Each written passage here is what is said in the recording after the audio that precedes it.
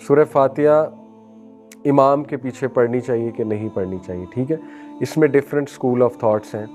इमाम अबू हनीफा के नज़दीक, यानी उनके स्टूडेंट्स के नज़दीक बेसिकली इमाम अबू यूसुफ जो हनफी स्कूल ऑफ थॉट है, वो कहते हैं कि जो हर नमाज जो आप इमाम के पीछे पढ़ेंगे आपको ज़रूरत नहीं है सूरह फातिहा, चाहे वो सिर्री है या जहरी नमाज, यानी साइलेंट और लाउड नमाजें। असर और ज़ोहर साइलेंट नमाजें, बाकी 3 लाउड नमाजें। वो कहते हैं किसी भी नमाज में आप ना पढ़ो, इमाम की ही सूरह फातिहा आपकी सूरह फातिहा है, ठीक है। ये हनफी स्कूल ऑफ थॉट है। बाकी इमाम मालिक का जो स्कूल ऑफ थॉट है वो ये है कि लाउड नमाज़ों में ना पढ़ें और साइलेंट नमाज़ों में पढ़ें, ठीक है। ये इमाम मालिक का स्कूल ऑफ थॉट है। इमाम शाफई और इमाम अहमद बिन हंबल दोनों का स्कूल ऑफ थॉट है कि पढ़नी है, और कब पढ़नी है असल में वो फिर इमामों की भी ट्रेनिंग वही करते हैं। इमाम शाफी के स्कूल ऑफ थॉट में इमाम को चाहिए कि सूरह फातिहा बहुत ठहर ठहर के पढ़े।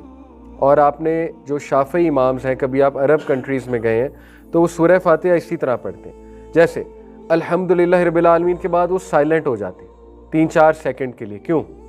क्योंकि उनका स्कूल ऑफ थॉट है कि पीछे वाले पढ़ लें ताकि टकराव ना हो। क्योंकि कुरान में आता है ना कि जब कुरान पढ़ा जा रहा हो तो आप ना बोलो।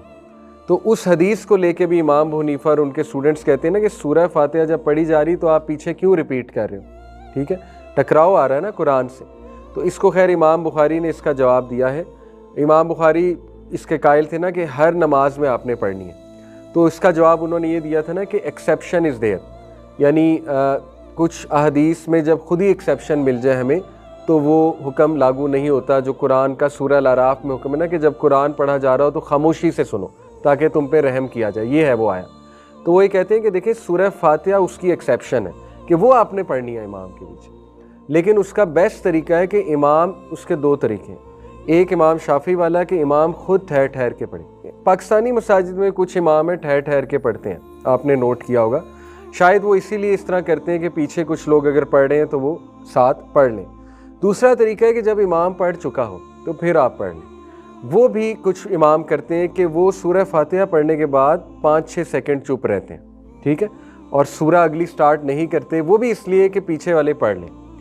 लेकिन हमारे यहाँ आपको पता है ज़्यादातर मसाजिद में सूरह फातिहा बहुत तेज़ पढ़ी जाती है और उसमें कोई गैप नहीं दिया जाता, और ना ही सूरह फातिहा के बाद सूरह में कोई गैप दिया जाता है, फ़ौरन सूरह शुरू हो जाती है। उस केस में क्या करें?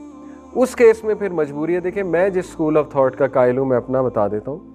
मैं इसका कायल हूँ कि हर नमाज में पढ़नी चाहिए, चाहे लाउड हो चाहे साइलेंट हो, ठीक है। बाकी इमाम मालिक का स्कूल ऑफ थॉट कुछ